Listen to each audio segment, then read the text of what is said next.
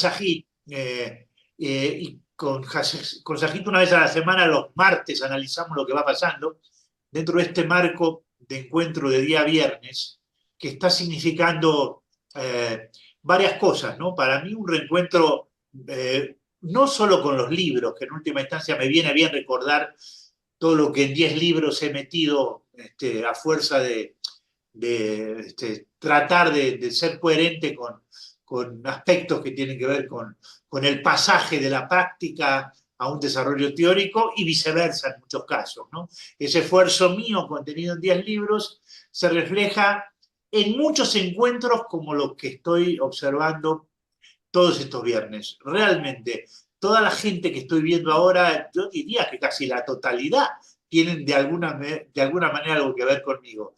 De distintos países, de distintos momentos, de lugares de la historia que hablan de desarrollos de ensayos, de viajes, de espectáculos, de clases, todo un universo construido con años de trabajo que aparece de pronto en todas estas imágenes de gente que estoy recordando, incluido mi primo Marcos, que vive en Israel, en este momento tan singular y tan difícil, a quien quiero entrañablemente y me encanta verlo aquí. Es maravilloso que esté aquí con nosotros.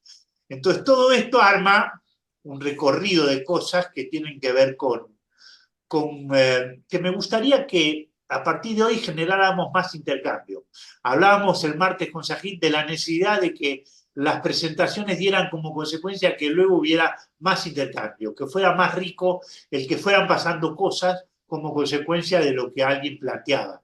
Y observo que en el día de hoy hay mucha gente que de una práctica de trabajo con ensayos, con puestas en escena, con espectáculos, en distintos momentos de mi historia, desde Miguel Escutia, que empezó conmigo en la Revolución de Isaac Chocrón, y ya no pudimos parar hasta muchas cosas que hicimos juntos, hasta Claudio Garófalo, que terminamos haciendo el Quijote cruzado con Piazzolla y el Trinche, y muchas otras gente de los que estoy viendo que han trabajado conmigo, Guzmán en el Ricardo III, gente que ha estado presente en distintos momentos y que creo que en la reflexión de Florencia, Pablo, es decir, la reflexión que Aldo va a hacer va a poder articularse con lo que fue pasando en aquellos momentos.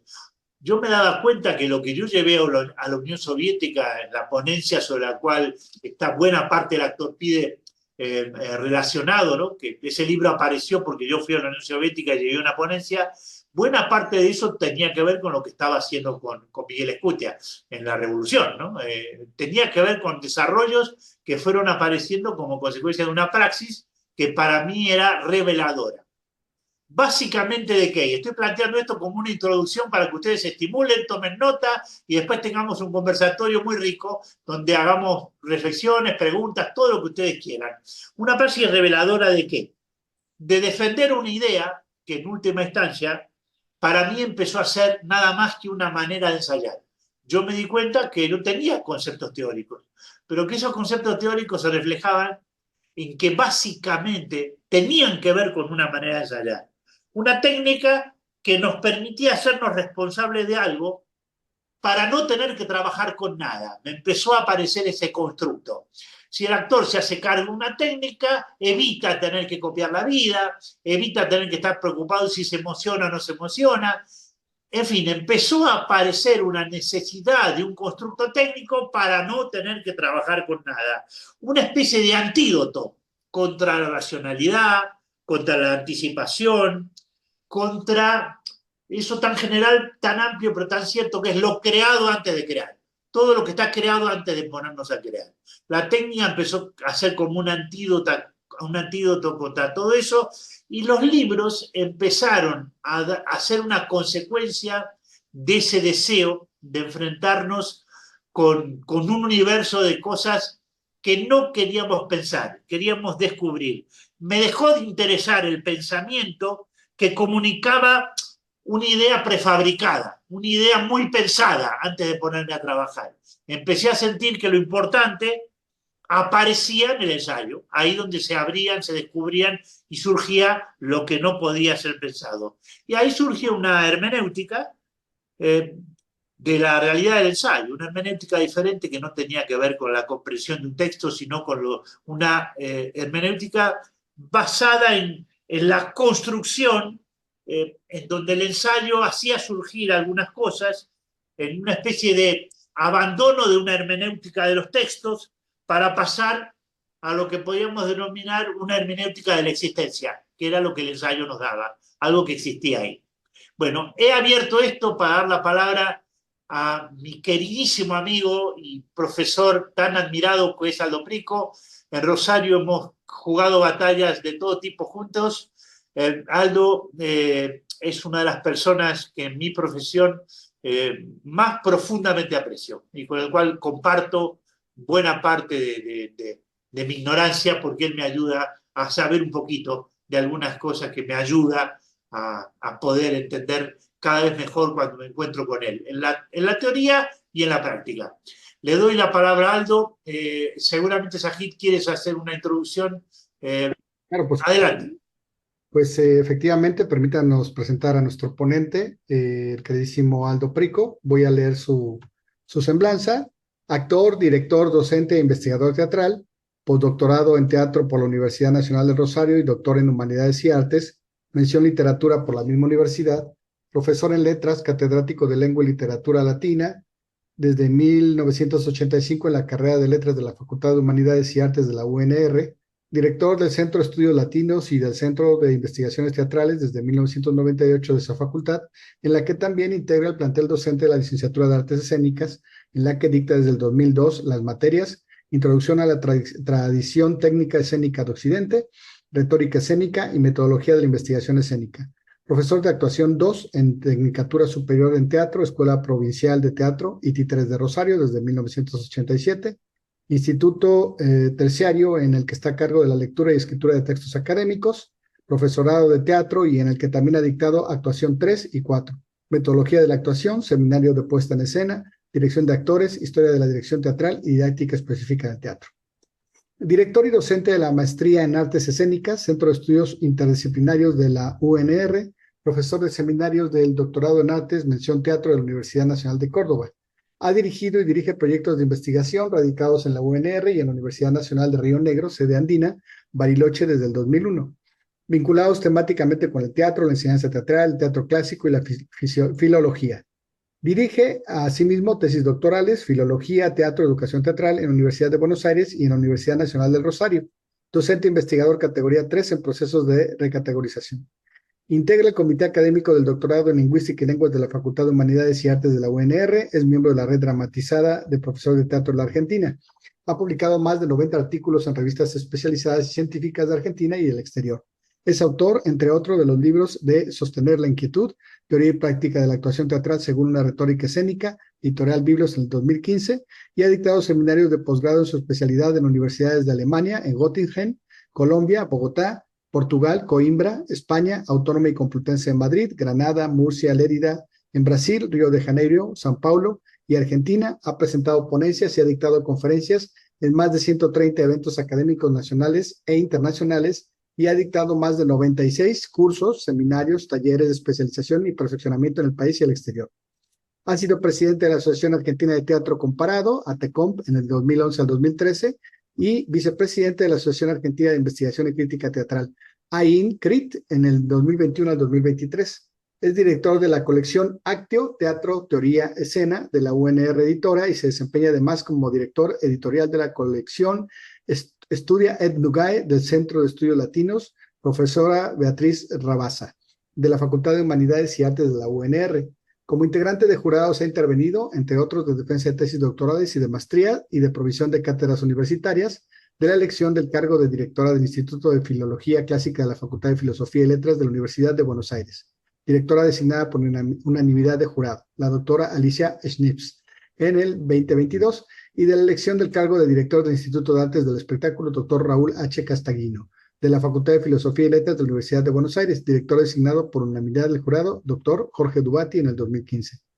Ha recibido el premio a la trayectoria en reconocimiento a la labor constante como investigador del hecho teatral y como ejemplo de vida para colegas y estudiantes. Otorgado por la Asociación Argentina de Investigación y Crítica Teatral, AINCRIT, en el 2015. También fue galardonado con el Premio Teatro en el Mundo de Ensayo Teatral 2015 del libro Sostener en Quietud, Teoría y Práctica de la Actuación Teatral según la Retórica Escénica, otorgado por el área de Historia y Teoría del Centro Cultural Ricardo Rojas de la Universidad de Buenos Aires, entidad que asimismo le otorgó el Premio Teatro del Mundo a la traducción 2006 por la traducción del latín de Miles Glorius, El soldado fanfarrón de Tito Macio Pluto. Es director del Teatro de la Universidad, elenco oficial de la UNR, con el que ha montado los espectáculos Las Troyanas de Eurípides Séneca, El soldado fanfarrón de Plauto, En la garganta de la luna, a los 80 años del asesinato de Federico Lorca, y El casting de Sebastián Krishna. Entre sus últimos trabajos como director pueden citarse Fuera de cuadro de Javier Dualte, del 2003 al 2014, Una tragedia argentina de Daniel Dalmaroni, del 2011 al 2017, Nunca estuviste tan adorable de Javier Daulte, del 2012 al 2014, y Polixena y la cocinerita, farsa politécnica de Alfonsín Storni, del 2022 al 2023. Como ven, la trayectoria de nuestro ponente, Aldo Prico, es bastante amplia y pues es para nosotros en la Universidad Veracruzana tenerle, es un honor en este día y te damos la palabra, Aldo. Bienvenido y muchas gracias. Wahid, para mí es un honor y un placer enorme poder participar de este ciclo, que me hayan invitado. Siempre que hay que reflexionar o pensar sobre la obra de Jorge, ahí estoy presente. Para mí, eh, acercarme a la obra de Jorge es como jugar en las grandes ligas, ¿no? Como decimos aquí en Argentina, el, parte del sueño del pibe ha sido cumplido al poder ser no solamente alumno de Jorge, sino también amigo entrañable, ¿no? Bueno, Jorge ya prácticamente habló del actor Pide, ¿no es cierto? No sé qué, Jorge, ¿querés que pasemos al diálogo directamente o No, por favor. querés que diga algo yo? No. No, por favor, dale, dale. Si algo tiene la obra de Jorge y que es justamente lo que a mí me ha maravillado cuando accedí a ella, es el hecho de que Jorge contradice lo inefable. Vieron que en el arte en general se habla mucho de que esta experiencia no se puede compartir, esto no se puede decir, no se puede explicar, no se puede poner en palabras. Y afortunadamente ha aparecido Jorge para poner en palabras cuestiones fundamentales de la teoría y de la técnica de la actuación. Y Jorge ha desmentido, ¿no? Como un gurú, ¿no? Porque hay mucha gente que se maravilla con los gurúes, con los seres misteriosos. Y lo que tiene Jorge justamente es eso, ¿no? Un- una intencionalidad de estar tirando abajo a cada rato el misterio para descubrir la técnica y después volver a construir el misterio. Eso es lo interesante, ¿no? Frente a lo inefable, Jorge ha puesto con toda su obra y con su actividad como director, como pedagogo, etc., ha puesto a circular el conocimiento, que es muy difícil en nuestras disciplinas. Hay mucha metáfora, hay mucho hablar crípticamente, y Jorge ha venido a poner un poco de claridad, y eso se le agradece realmente, ¿no? Creo que todos los que hemos compartido las lecturas o las clases o las obras de Jorge o los diálogos con él, sabemos que Jorge mete el dedo justamente en el punto exacto para poder desentrañar qué nos pasa cuando actuamos, qué nos pasa por el cuerpo sobre todo. Nadie sabe lo que sabe un cuerpo, decía Jorge citando a Spinoza, ¿no?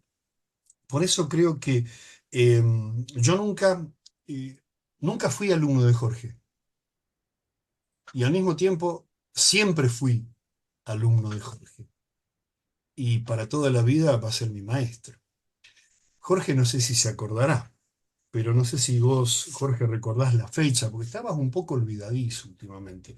A ver, Pero el 6 de julio del año 2006, Jorge llegó a Rosario para presentar Hacer Actuar. No sé si te acordás, Jorge.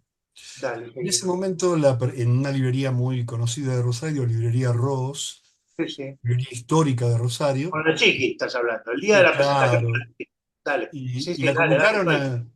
a una gestora cultural y directora teatral que fue ministra de Cultura de la provincia de Santa Fe, un personaje magnífico, María de los Ángeles Chiqui González, y le preguntaron a Chiqui González, ¿conoces a alguien en Rosario que pueda hablar sobre Jorge Eines? Y Chiqui dijo, Aldo Prico enseña con los libros de Jorge Eines. Y fue cuando nos encontramos, yo no lo conocía personalmente, pero lo conocía desde el año 81. ¿Por qué? Porque en el año 81, en una especie de pequeño respiro dentro de la dictadura, se hizo un festival de teatro joven organizado por el Sindicato de Actores, la Asociación Argentina de Actores, en Buenos Aires. Primer encuentro de teatro joven.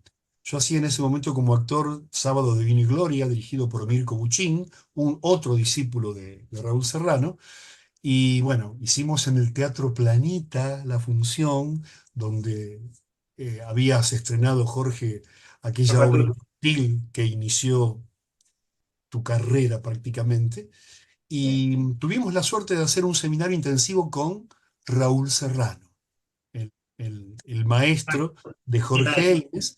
Y en Sí. ese seminario intensivo de acciones físicas, que ya las conocíamos por Mirko Buchín, aparece por primera vez el nombre de Jorge Eines. Te recordaba mucho, Raúl, a vos, Jorge, y apareció tu nombre y hablamos de ti, hablamos de vos. Esa fue la primera noticia que tuve de Jorge. Y Ajá. luego con los años, en el 85, accedí a Legato en favor del actor, y a partir de ahí comenzó un viaje que no para hasta ahora, ¿no? Creo que la obra de Jorge tiene que visualizarse en el marco de un programa, porque no es una serie de escritos sueltos, sino que forman parte de un todo orgánico, ¿no? No sé si eso fue deliberadamente planeado, pero le salió así a Eines. Y dentro de ese plan, de esas 10 publicaciones, 8 en solitario y 2 en compañía, hay la coherencia de todo un programa. Y hablando de Serrano, que en algún momento mencionó que Eines como discípulo lo había superado él como maestro, cosa que yo este, afirmo, estoy de acuerdo con eso, lo superó porque Joder. Raúl Serrano escribió Dialéctica del Trabajo, creador del actor, que publicó en México, en Cartago, en el año 85, 86. Y luego publicó tesis sobre Stanislavski, se puede enseñar a actuar, bueno, muchos libros. Y lo que yo observo en esos libros es el intento de superar un malentendido. Él tenía mucho miedo de ser malentendido, porque había entendido que las acciones físicas eran una poética. Entonces, claro, todo el mundo hacía las acciones físicas y lo trasladaba directamente a la puesta en escena, a la actuación. Y él entonces estuvo escribiendo libros para superar un malentendido. Y en ese capricho, que, bueno, bienvenido sea, porque se explicó a sí mismo y hemos aprendido mucho de ese maestro. Pero claro, Jorge tomó un camino diferente y empezó a escribir en espiral, a escribir en espiral. Es decir, tomó un problema que se hace técnico en alegato y que a partir del actor pide incorpora el marco filosófico para convertirse en una profundización cada vez mayor hasta llegar a sus últimas publicaciones. Entonces, a diferencia de esa reiteración de diferentes formas de lo mismo, lo que ha hecho Jorge Eines, y por eso superó a su maestro, es eh, trabajar con intertextualidades, con desarrollo, con una cierta evolución. Y justamente a partir de El actor pide, lo que descubre Jorge, dentro de la tradición stanislavskiana, lo que advierte como problema, es lo que había advertido Stanislavski. Él dice que establece un diálogo con él, que hay muchos que son un poco o contra Stanislavski, pero me parece que lo que Jorge hace es darse cuenta de que Stanislavski no estaba hablando de la coyuntura, del positivismo, del realismo imperante en el teatro de su época. No estaba hablando de una poética, estaba hablando del mayor problema que tenemos los teatristas, que es que nos crean. Construir la credibilidad ajena, construir la empatía de la gente, esa correspondencia entre algo interno, alma, pensamiento, no sé cómo se llamará, y eso externo, que es la conducta somática puesta a los ojos y a los oídos de la gente. Entonces, justamente Jorge no está ni a favor ni en contra, porque se dio cuenta de que el meollo de la cuestión no pasaba por una poética, pasaba por dotar al actor de una destreza, de un conocimiento psicofísico que pudiera superar esa vieja frontera entre lo psicológico por un lado, ¿m? y lo, y lo técnico por el otro. ¿M? Creo que allí está, digamos, el núcleo del libro, ¿no? Como él mismo lo dice, lo ha dicho, lo ha comentado a partir de aquella conferencia en el Congreso de Rusia. Esa vieja frontera que él ha logrado superar, ¿no? Entonces, a partir de eso, Jorge lo que se pregunta en este libro es cómo hacer para superar esa frontera. Someterse a una técnica, ser esclavos de una técnica, ser dogmáticos, buscar resultados, nada de eso. Lo que Jorge trabajó es el criterio para que el actor pueda ser autónomo, para que el actor no tenga que pensar en lo que tiene que hacer. Y ante esa demanda que uno escucha constantemente cuando dirige, ¿no? Una actriz me dijo el otro día, estoy trabajando en obra de David Viñas, Maniobras, me dice, ¿y ahora qué hago? Es terrible que un actor o una actriz pregunte eso. Justamente como maestro, Jorge, y como director, y uno trata de seguir en esa línea, lo que trata es de construir criterios, agarres. Actuar es tener de dónde agarrarse para construir algo que antes no existía. Y Jorge eso lo tuvo claro en el actor pide, ¿no? O sea, no repetir lo que ya está hecho, sino, como digo en un artículo cuyo link después le va a pasar Sajid, eh, para que haya algo que esté agregado al mundo. No repetir lo que está en el mundo ni repetir estereotipos, sino algo que esté agregado al mundo. Y para eso hay que hacer un trabajo constante de teoría y de práctica, de ir y de venir, sobre todo los teatristas que solemos ser muy reticentes a, a pensar o a reflexionar en lo que hacemos, porque de lo que se trata, y es lo que ha hecho Jorge toda su vida, es transformar el saber implícito, el saber que no sabe que sabe, transformarlo en un saber explícito, hacer explícitas las condiciones de ese saber, como dice Deserto. En la página 22, ¿no? Ustedes me permiten, ¿puedo leer un poco, Jorge? ¿Te molesta que te lea? No solo no me molesta, sino que me encanta que lo hagas. Bueno, en la página 22 del actor Pide, la versión del 97, dice, no se trata de atrapar con palabras la compleja praxis del actor, sino de hallar el lugar de conciliación entre el devaneo teórico sin ningún anclaje en lo real y el trayecto por la práctica sin ningún referente conceptual.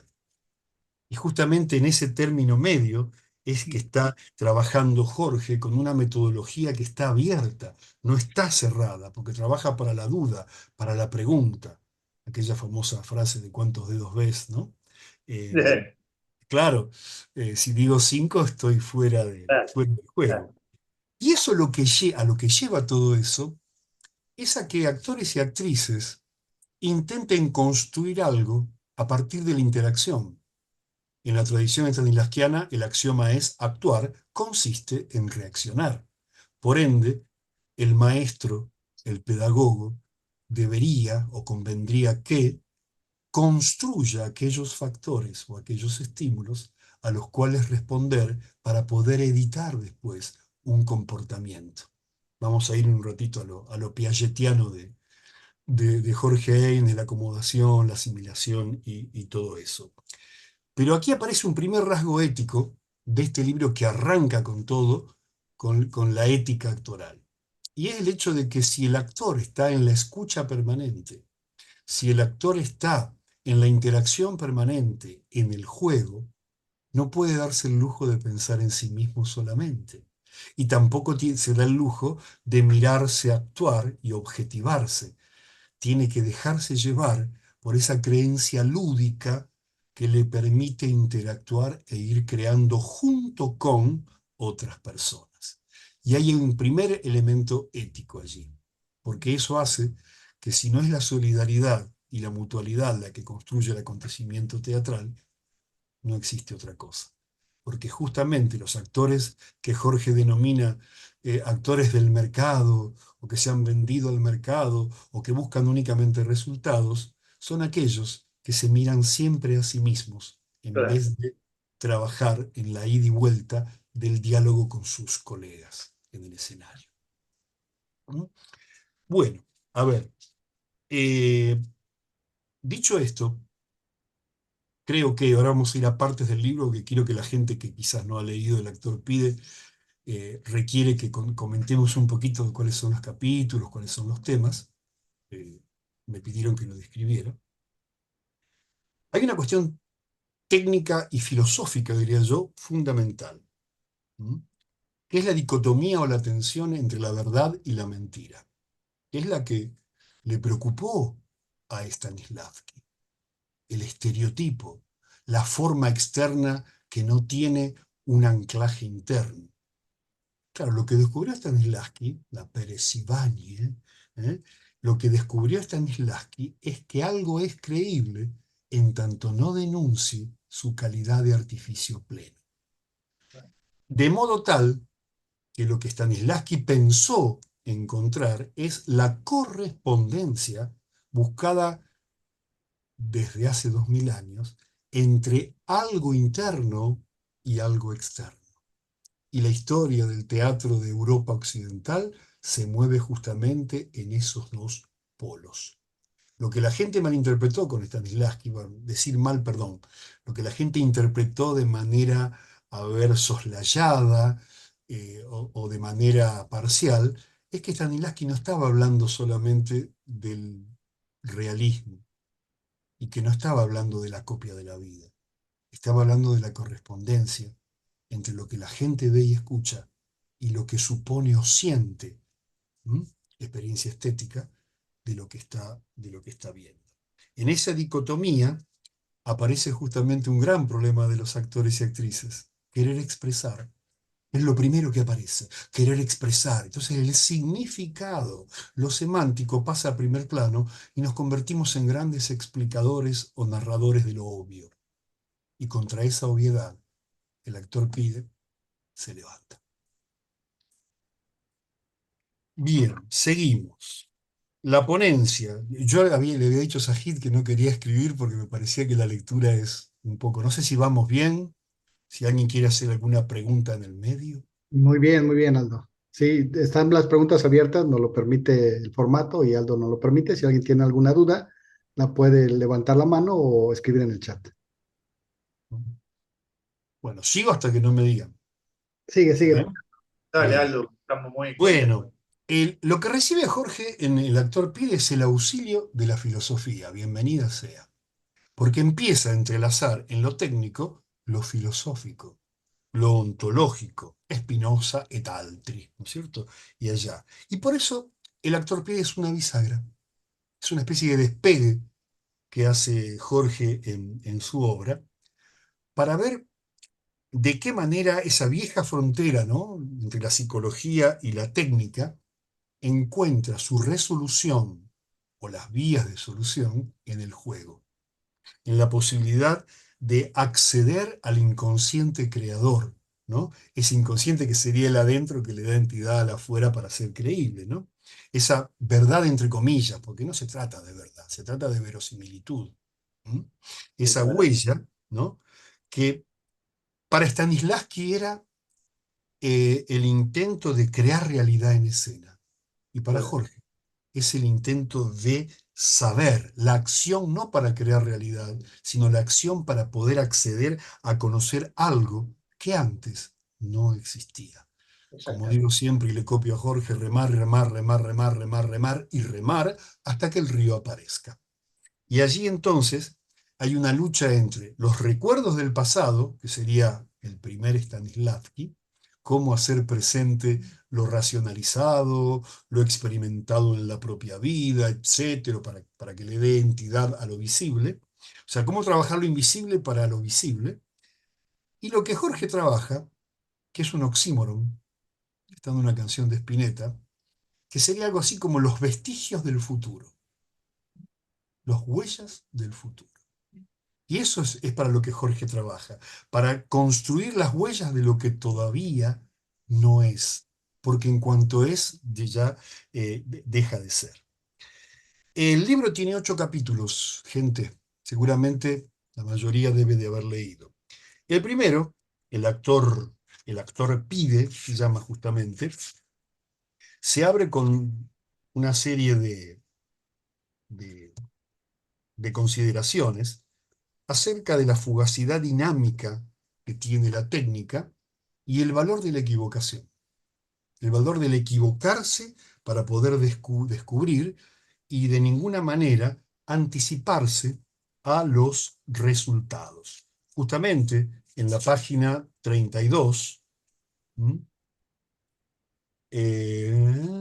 ya les digo, en la página 32, sí, aquí está, dice Jorge, cito, quizás el arte no pueda hacer otra cosa que lo que ocurre cada día en la fugacidad dinámica de los ensayos.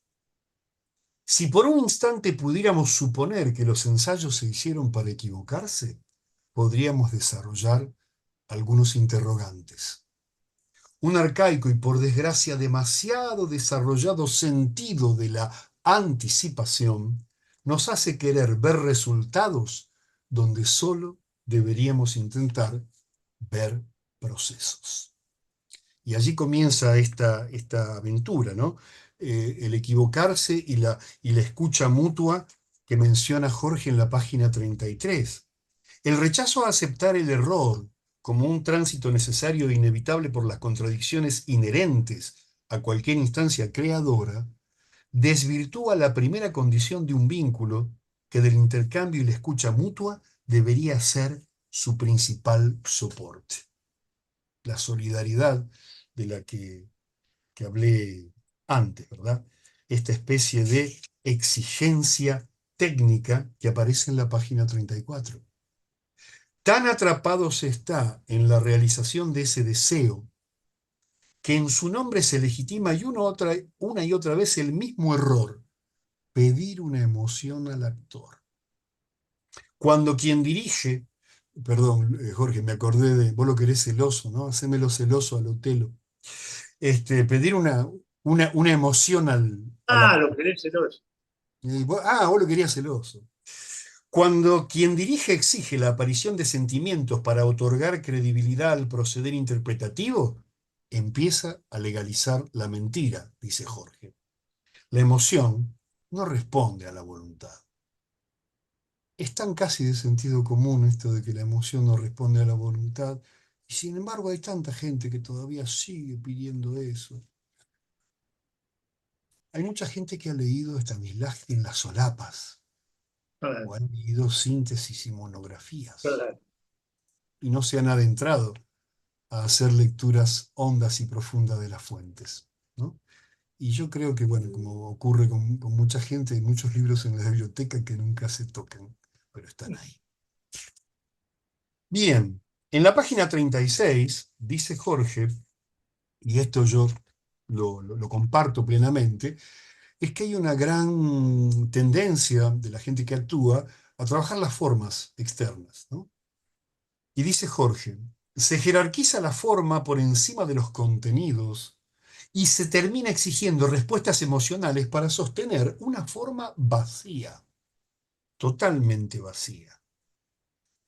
Bien, ese es, digamos, el trabajo del primer capítulo. Che, faltan 7 todavía, qué largo que se hace esto. No, voy a ser breve, prometo. ¿Me vas diciendo, Sajid, cómo va la cosa con el tiempo? Vamos bien, todavía tenemos 7 minutos en los 30 minutos planeados. 7 nada más. No, toma el tiempo que quieras, Jorge me dijo que al estar solo podía tomar 1 hora y media. correcto. De hecho, tres, pero adelante. Bueno, espero no aburrirle, gente. Estoy tratando de hacer una síntesis muy grande, ¿no? Este libro es un umbral, es un umbral. Uno lee Alegato, de cuyos comentarios salí maravillado en la sesión pasada y agradezco a los colegas que estuvieron trabajando eso.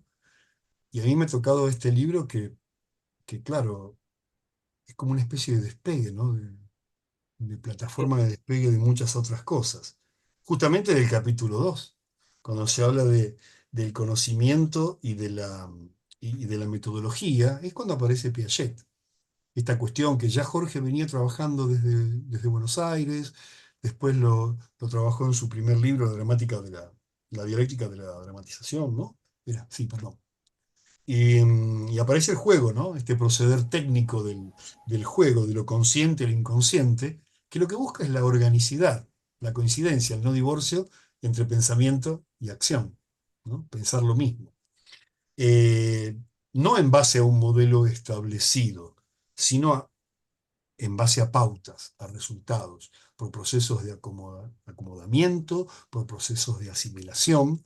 Por ende, de ahí se desprende toda una didáctica de no exigencia de un estado particular, sino de creación de las condiciones, creación de una estructura que facilite la aparición de aquel inconsciente que se hace consciente y por ende se hace creíble, pero no por la historia personal de la actriz o del actor, sino por algo creado aquí y ahora, mediante el juego, algo que antes no existía. No es ni copia de la realidad y tampoco es recuperación de una experiencia. Es una experiencia lúdica, estética, actoral y en el momento. Por eso en el capítulo 3 de la caracterización, Jorge habla de los clichés, ¿no? De los excesos expresivos, de los determinismos. Justamente en la página 86 dice Jorge, cuando decimos creado antes de crear, se pretende atrapar el amplio abanico de determinantes previos. Tendrá que ocuparse el actor de ello para desocupar ese sitio de su conocimiento invadido por lo que otros han puesto. Un lugar obturado por un conocimiento que, si bien le pertenece porque se ha habituado a expresarse desde ahí, le impedirá descubrir una singularidad desde la cual constituirse como personaje sin renunciar a una visión inaugural, por lo tanto, alejada de los estereotipos. Estamos hablando de desculturizar ese cuerpo tan pendiente, tan propenso a copiar y a copiar y a copiar, porque aparte es más fácil, ¿no? Y se llega más rápido a los resultados. De allí el capítulo 4 habla sobre el entorno, ¿no?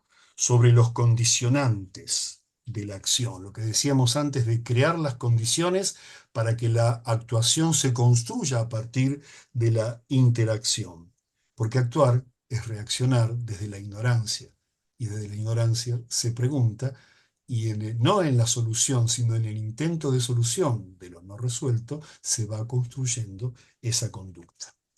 En la página 94, justamente, eh, podemos tomar esta oración de Jorge.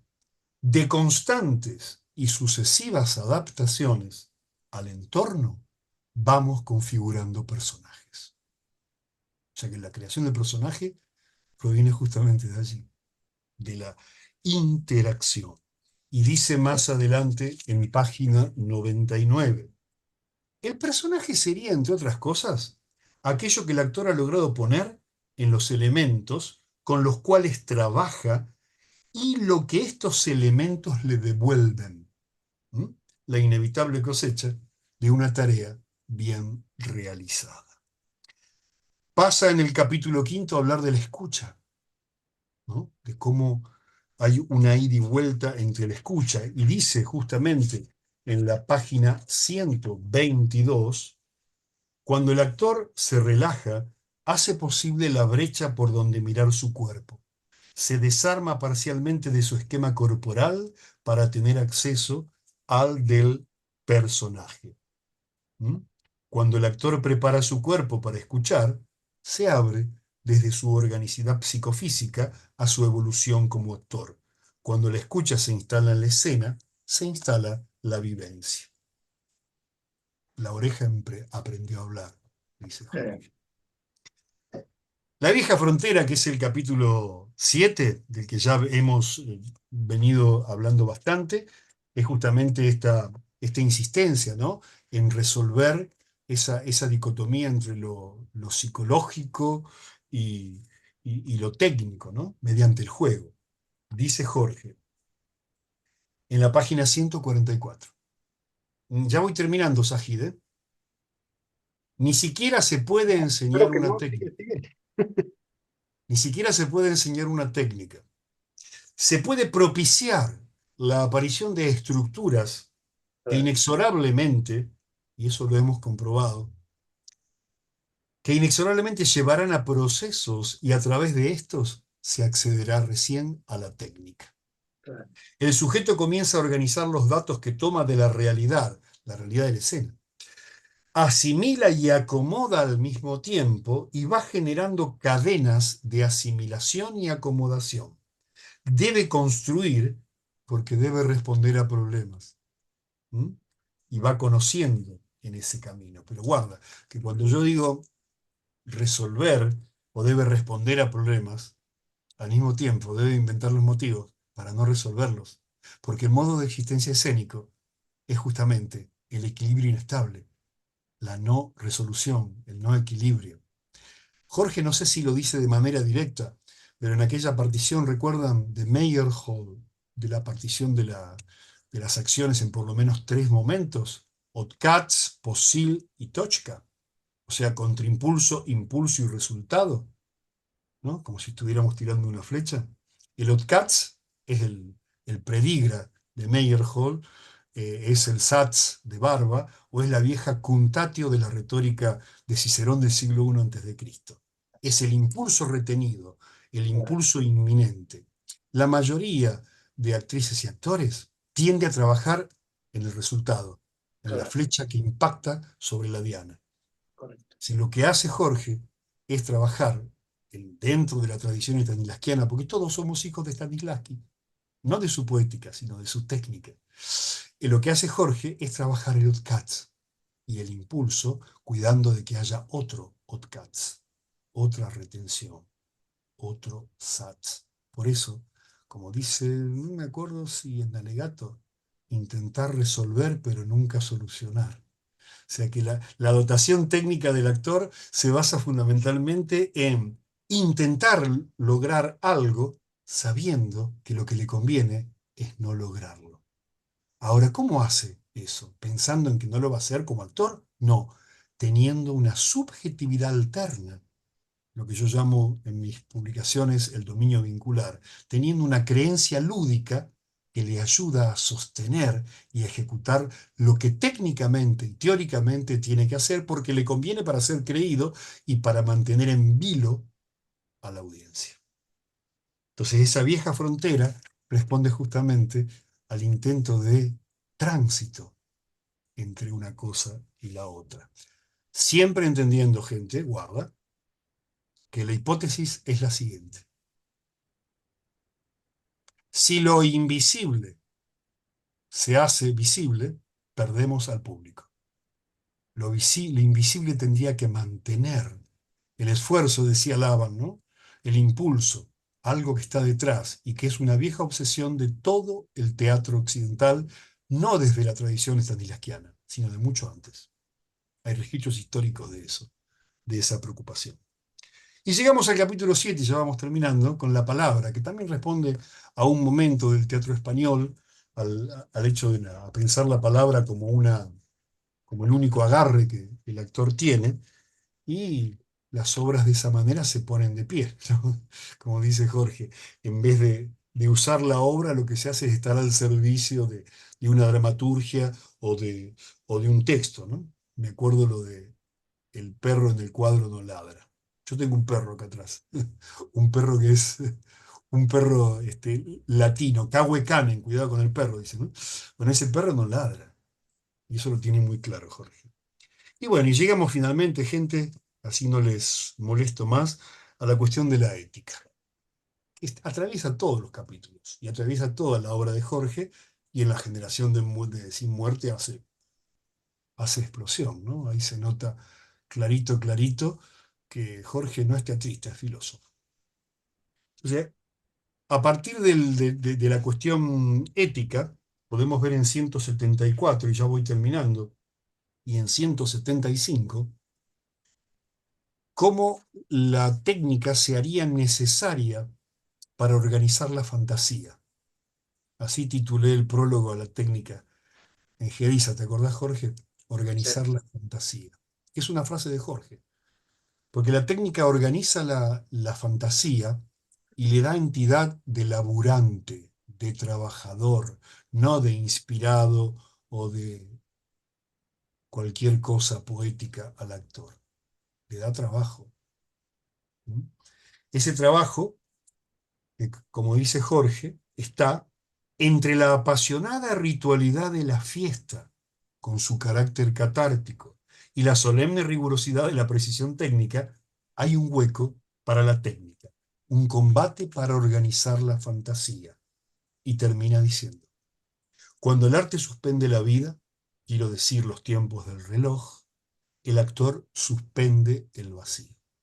Justo en ese sitio se encuentran la ética con la técnica. Quizás en ese lugar encuentre alimento el actor para resistir no solo la inmoralidad, sino, y ante todo, a la desmoralización. Gente, creo que ya es más que suficiente esto. No sé si he sido muy confuso, muy aburrido, les pido mil disculpas, pero en síntesis, creo que el actor pide, atiende a la necesidad de comprender de una vez por todas que técnica no es poética,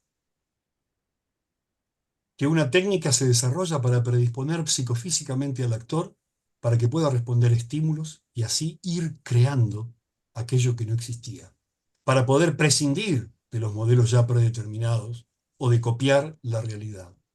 Y de esa manera, en la mutualidad, en la solidaridad del encuentro con sus compañeros, en la acción y reacción, en la improvisación, en el previo, esa característica de Jorge que consiste justamente en despojar de todo cumplimiento de mandato racional al actor y la actriz, les permite entrar en una frecuencia de vínculos que hace mucho más fluido el intercambio.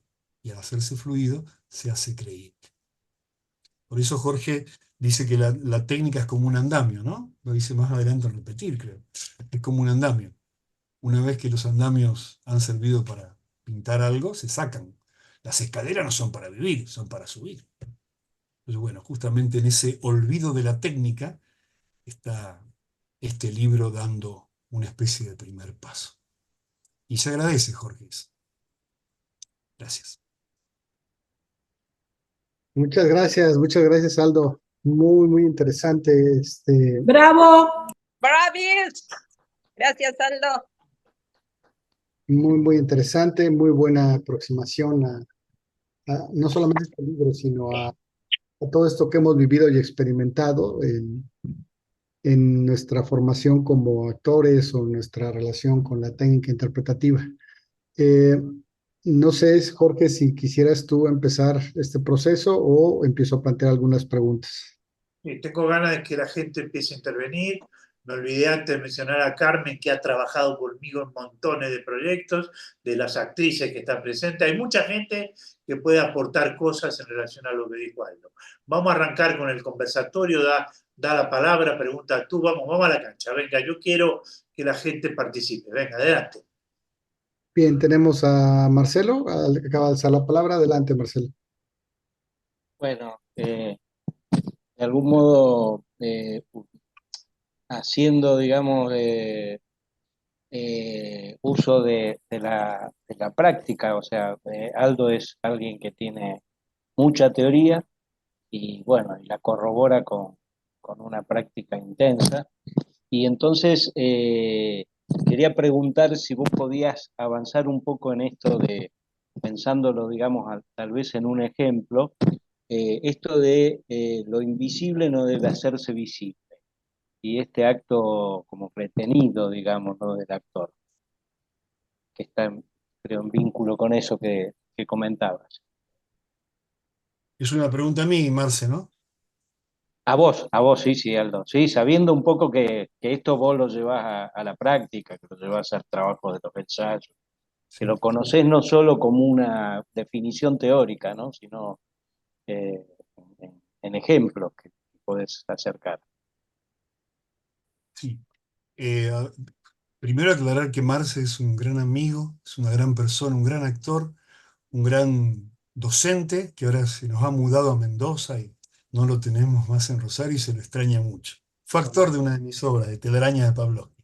Así que un Bueno, gusto. vos escuchá, me estás aclarando algunas cosas y yo voy a aclarar que con tu extenso currículum no dijiste nada de lo de Canalla, ¿viste? Realmente no es No, así. Jorge lo sabe y sobre todo soy hincha de Rosario Central. Muchas gracias, sí, nos Bueno, une mucho. Muchas tratando de gracias. atender tu pregunta, a ver, quiero hacerlo breve.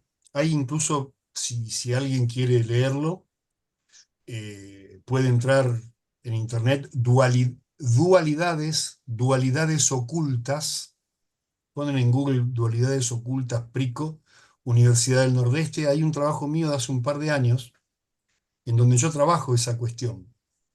Lo que yo suelo observar en la historia de la técnica actoral occidental es la gran necesidad que tiene el actor de ocultar el origen o ocultar el artificio que le da vida.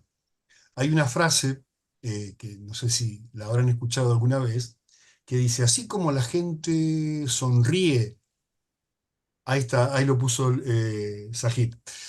Así como la gente sonríe cuando le sonríen, ¿m? Le dice un público, un espectador al actor, así como la gente sonríe cuando le sonríen.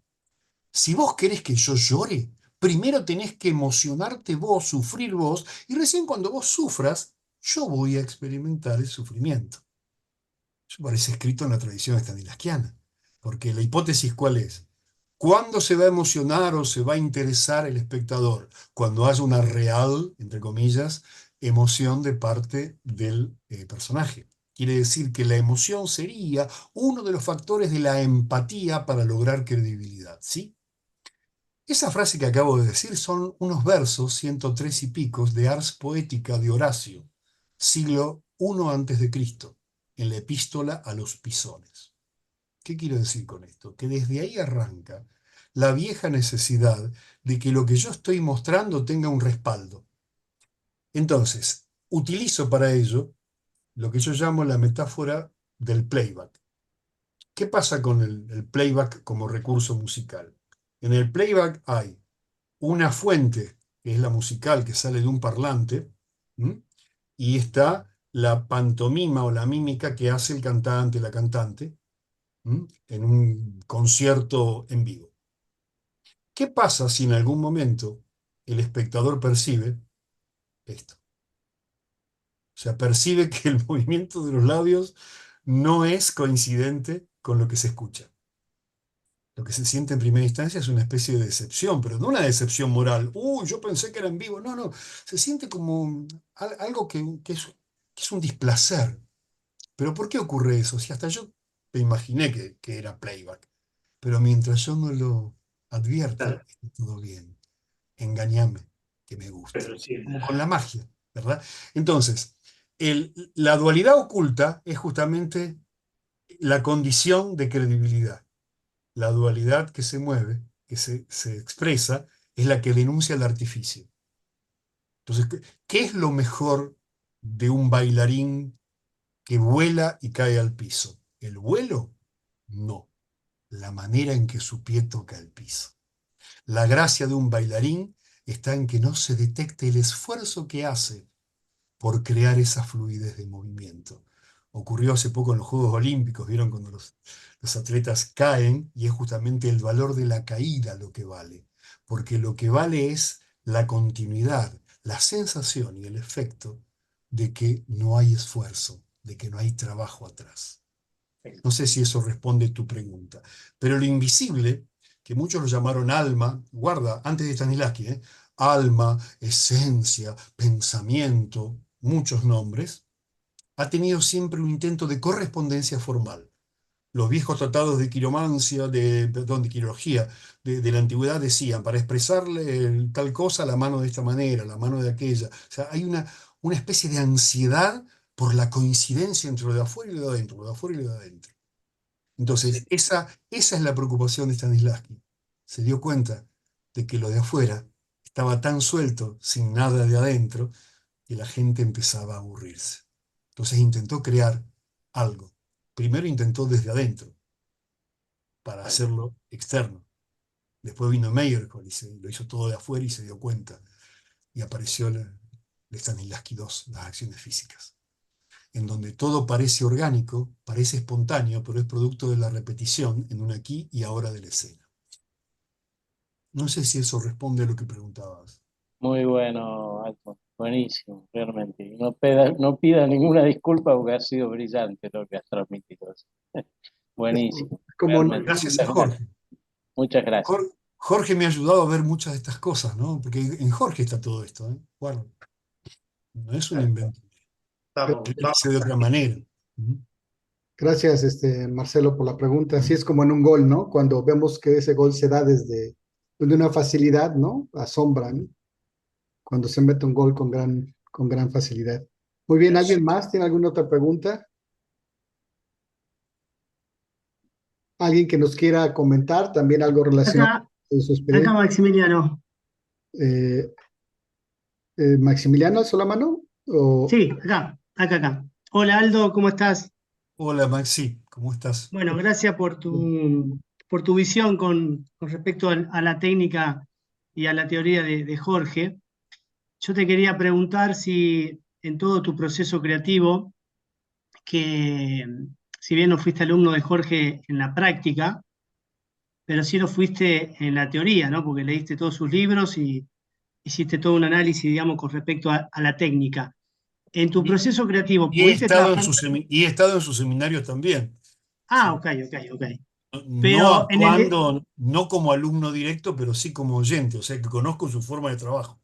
Sí, sí. pudiste llevar adelante, digamos, en tu proceso creativo el previo que tanto queremos, ¿no? Sí, sí, incluso el previo es parte de mi trabajo, sí, sí. Bien. Bueno, gracias. Jorge creo que ayudó a que uno tomara conciencia de la necesidad de ese previo. ¿Mm? Sí, porque uno lo venía haciendo de una manera u otra, que sería eh, evitar la racionalidad y el objetivarse, el verse actuando. Ese es el gran problema. Uno se ve actuando y dice, ay, lo hice mal esto. ¿Y vos cómo lo sabés? Soy yo el que te mira, el que tiene que darte el dato. No, pero me parece que lo hice mal. Ah, porque te estuviste viendo actuar. Entonces no estabas con tus compañeros, no estabas trabajando, no estabas jugando, estabas viéndote, Narciso. ¿Se entiende? O sea, el problema pasa por ahí, sobre todo, por el eh, verse actuar. Lo que Sajid, hace Jorge con su técnica es que vos evites verte actuar y te metas claro, en donde tenés que meterte. Y eso es ética. No salirse para adorarse o para evaluarse. Confiar Sajid, en que es el público, que son los otros, los que te tienen que ver. Sajid, quiero hacer una pequeña reflexión para estimular a Miguel, a Claudio, a Carmen, a Pablo, gente que transitó el proceso de ensayo por algunas cosas que más o menos las planteó casi con perfección Aldo en su desarrollo alrededor del libro, pero son las que yo llevé al Congreso Stanislavski, al último Congreso Stanislavski en la Unión Soviética, y que son en definitiva la batalla que yo quise dar desde el problema de cómo abordamos nosotros desde un punto de vista nociológico, desde un punto de vista del conocimiento. ¿Cómo conocemos nosotros utilizando el recurso de la acción?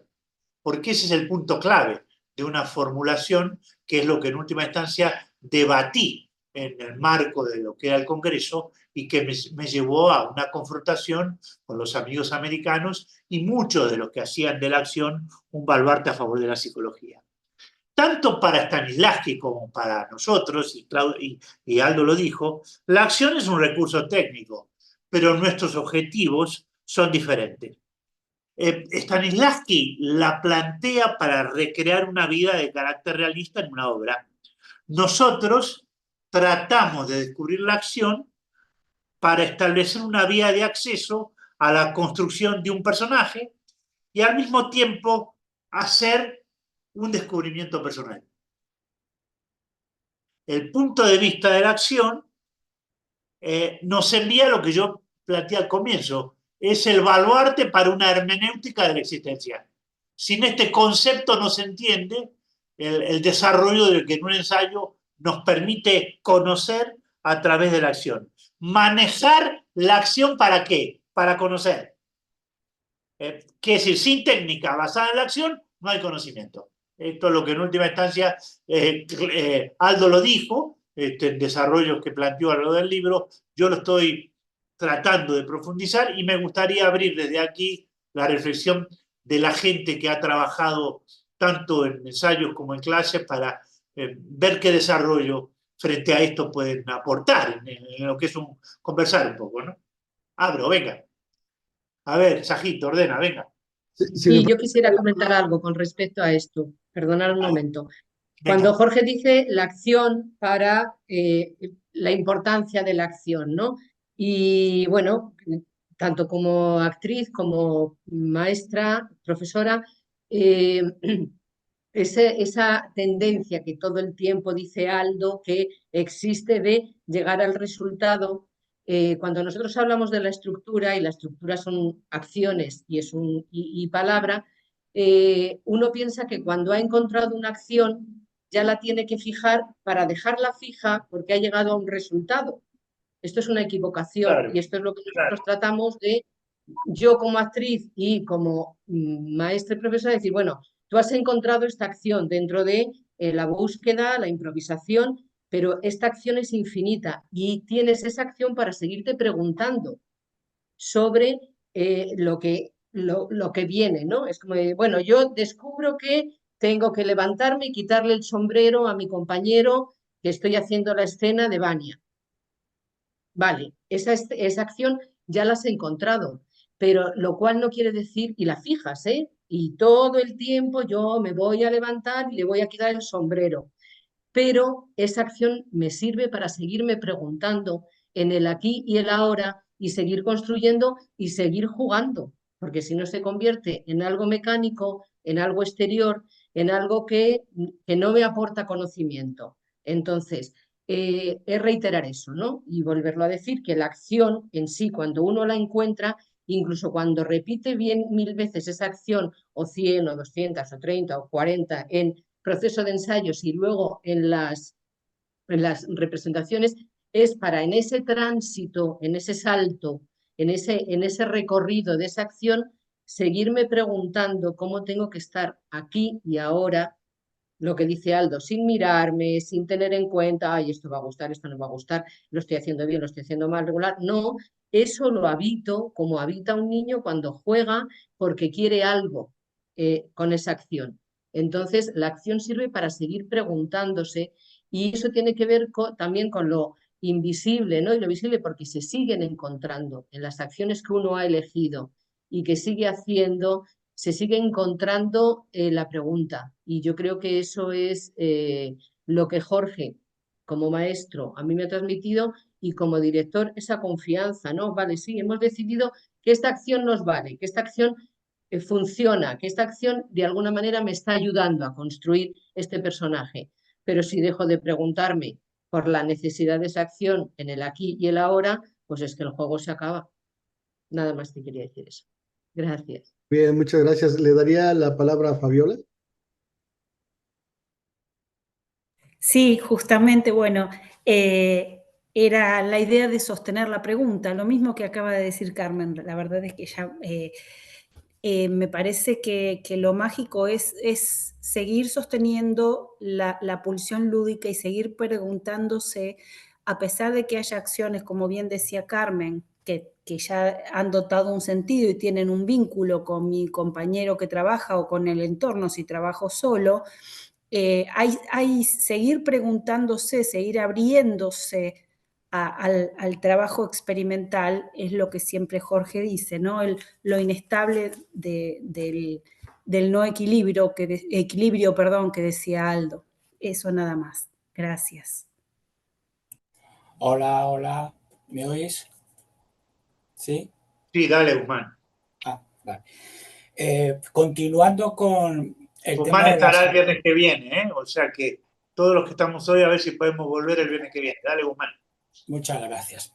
Continuando con el tema de las acciones, una de las cosas que a mí más me dificultaba discernir entre lo que es una acción literal y una acción transformadora, porque tanto en mi experiencia como actor, en fase de formación, como después dirigiendo incluso, pero siendo actor a la vez, sin darme cuenta, yo desde dentro tiendo a hacer una puesta en escena, a veces tiendo a decidir qué acción voy a hacer pensando ya en una estética, ¿no?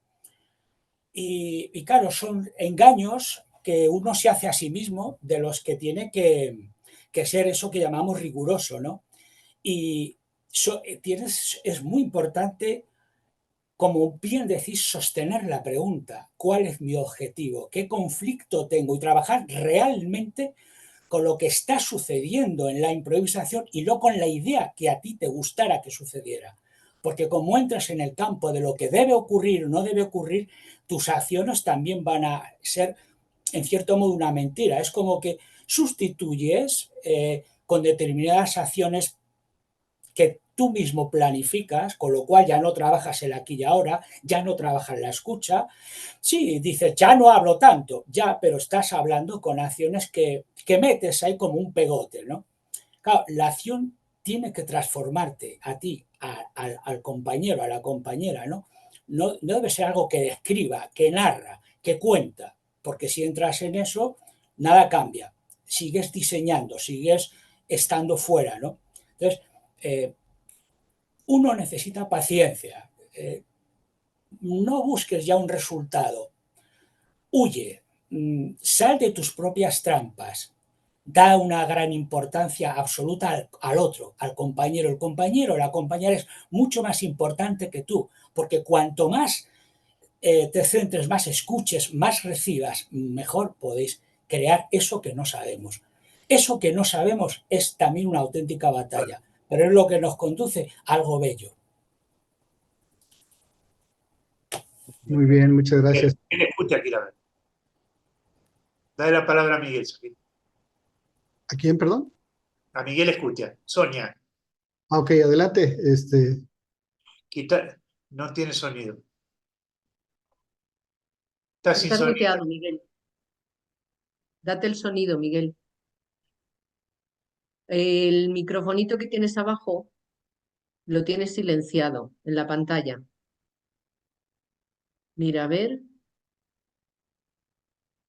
Le voy a mandar una solicitud de que lo active y aplicándolo lo... Ahí ¿Ahora? está. ¿Ahora sí? Ahora sí, ahora. Ahora sí, ¿no? Ahora, Miguel, ahora. Sí, bueno, siguiendo un poco con la introducción que ha hecho el anterior compañero, no sé exactamente tu nombre, me he perdido con el micrófono y con... Bueno, Guzmán, era Guzmán. sí, Guzmán, sí, yo todo ese recorrido de dentro a fuera, de fuera a dentro, yo he trabajado con Jorge, he trabajado contigo, hemos trabajado juntos, yo que sé, 20 y tantos años, ¿no? Entre clases y Sí. ensayos, ¿no? Yo siempre he estado perdido y sigo perdido entre un camino y otro. Me voy encontrando una y otra vez. Es alucinante, ¿no? Me encuentro con la pregunta, me encuentro con el artificio, me encuentro con trabajar para un resultado, vuelvo otra vez al principio, porque además es algo que tú me enseñaste. Es decir, Claro. tienes que generar tu propia técnica.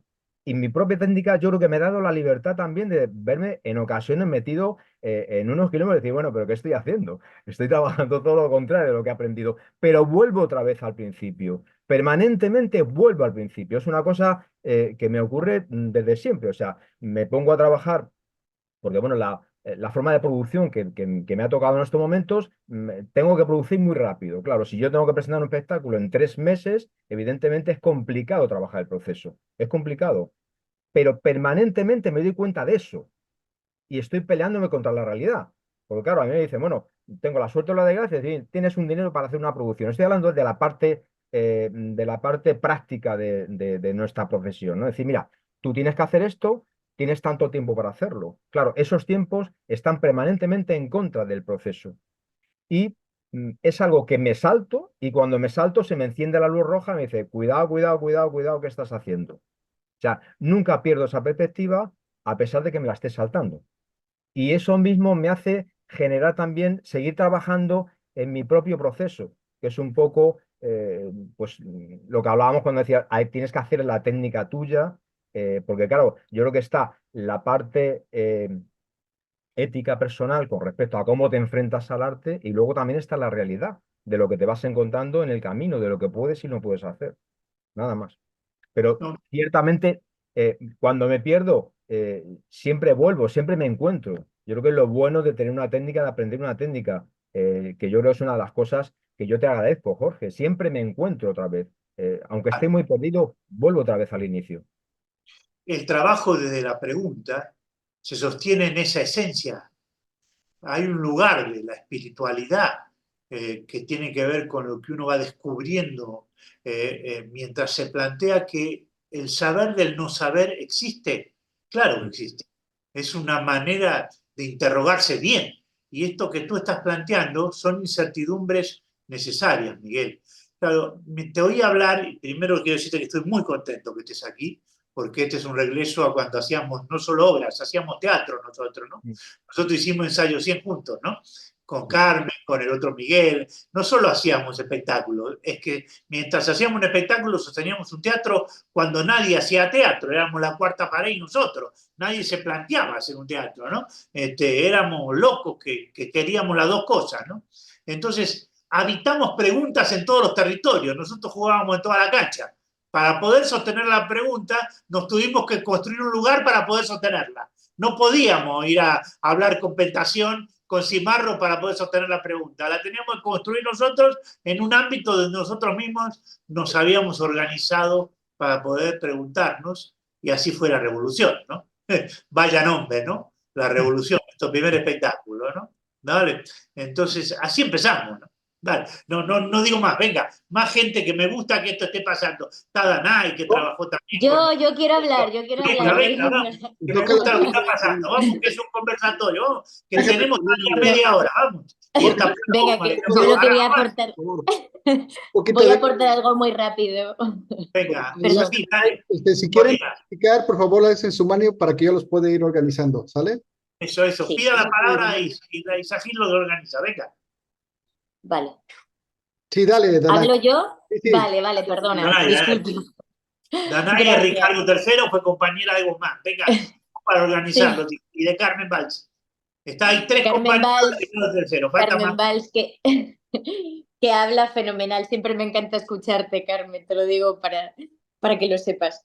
Que nada, yo quería aportar a esto último que acababa de decir el compañero, ¿no? De lo que es llevar todo esto a la vida real, ¿no? Mi propia experiencia. Empiezo por ahí y luego, bueno, digo lo que quería decir, ¿no? Al final, yo, como alumna de Jorge y privilegio de haber dado clases con él, haber trabajado con él y que es mi maestro y para mí siempre es como volver a casa, ¿no? Yo siempre lo digo así. Es cierto que uno se mueve en diferentes ámbitos, que tienes diferentes tiempos, ¿no? Como dices, no, es que tengo 3 meses para estrenar una obra o es que tengo que hacer un anuncio en el que lo más natural posible y ahí no tienes, o sea, hay cosas, ¿no? O lo que puede ser otra disciplina como el doblaje, como la voz. Pero yo lo que digo siempre es que para mí lo que me ha dado esta técnica es que, sabes, una vez la tienes adquirida, evidentemente hasta ese punto que a mí también me costó muchísimo, pero una vez la tienes, es como una seguridad tan grande, ¿no? Como que te metes en esa dinámica muy rápido, enseguida entras.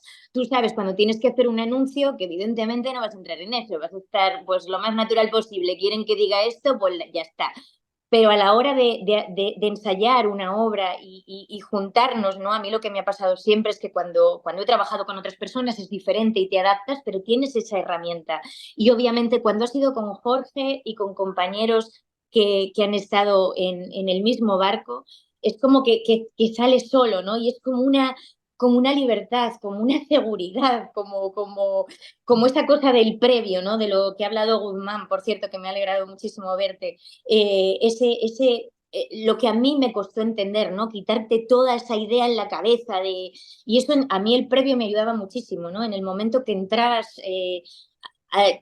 sin mente, sino todo lo que te pasa, ¿no? Lo que decía Carmen, de esa sostener esa acción y llevarla hasta el final, no conformarte, que también decía Guzmán, ¿no? Como no pensar, o sea, hay algo como que hace un clic, o sea, yo diferencio muy bien cuando estoy haciendo algo para que te vean o porque es algo que estás pensando, a cuando no, a cuando realmente entras en ese previo donde Claro. es como si entraras en algo místico, como si fuera más allá, no es terrenal. Para mí es algo que he experimentado y he tenido el privilegio y no es terrenal, de repente estás en otro lugar, ¿no? Y respecto a la acción lo mismo, cuando entras en eso con el compañero, lo que te da el compañero, cuando te olvidas de todo, de que puedes hacer lo que quieras, que encima Jorge, ¿no? Que es como, haz lo que quieras, o sea, el pino puente, da igual, que es que va a valer.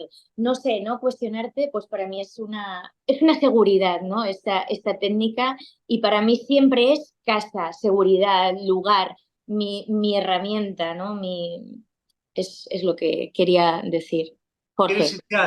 Quiero decirte algo, Danay. Quiero decirte que sabes lo que uno internaliza a la larga, porque después vas al cine, a la televisión, a donde puedes. ¿Sabes lo que en el fondo internalizas? Que interpretar es una forma de reacción contra las limitaciones de la palabra. Eso amplía el sentido. Y ese sentido no te va a abandonar nunca, Danay. A veces mejor, a veces. Mira, hace 3 días tuve una entrevista con un exalumno, no voy a decir su nombre porque es un actor de esos que trabaja mucho, televisión, cine, que tenemos una entrevista, quiere volver a entrenar, y me dijo una cosa extraordinaria. Me dijo, me contrataron de primer actor en televisión, y el día que empecé a trabajar, se acercó a mí el productor y me dijo, aquí te pagamos para que lo hagas bien la primera vez. ¿Qué tal? Me lo contó él, hace 3 días. Entonces me dice, a mí me salvó Salver, que eso yo no dije nada. Yo sabía que yo iba a luchar contra la limitación de la palabra. Solo a la primera vez, pero mi problema era eso. ¿Vale? Sajid, dale, perdóname, lo cuento esta anécdota porque pasó hace 3 días y es interesante, ¿no? Sajid. Muchas gracias. La palabra es para Flor. Adelante, Flor. Flor también ha sido actriz, ha trabajado conmigo y trabaja como ayudante, como actriz y como todo. ¿Dónde está? A ver, vamos a Flor. Hola. Hola, Qué Flor. gusto. Gracias. Gracias, Aldo. Qué lindo escucharte una vez más. Hemos compartido muchos momentos juntos en este recorrido de la técnica que tanto me interpela y me convoca. Lo primero que quiero decir es que participar de estas charlas a mí siempre me da la sensación de que me quiero arrojar a la escena. Por un lado estoy acá presente escuchando, teorizando sobre la práctica, y por el otro mi cuerpo enseguida me empieza a pedir actuar, porque es como si fuese que empieza a hacer ese viaje que hace el cuerpo y que hacemos los actores cuando tenemos la posibilidad de trabajar con esta técnica que la pedimos. Yo una vez dije hace mucho tiempo en una charla, yo fui una actriz que pedía y siento también que ese alegato a favor del actor y de la actriz es una especie de justicia divina donde pone al actor en esta tríada que es el autor, el director y el actor en su lugar, que es un lugar muy importante, que es un lugar de creador, que bueno, que nos habla de que esto no es de hablar, que esto no es de pensar, que esto no es de copiar, sino que esto es de crear. Y eso lo hacemos a través de la acción. Después utilizaste la palabra espiral, que no sé si Eines la usa, la verdad, en su obra, pero me pareció muy interesante porque siempre pienso que la adquisición de la técnica es en espiral, porque es inacabada. No es que vos aprendés sobre la técnica y ahora ya la sabés, porque no hay nada que saber, es una herramienta para probar, para investigar.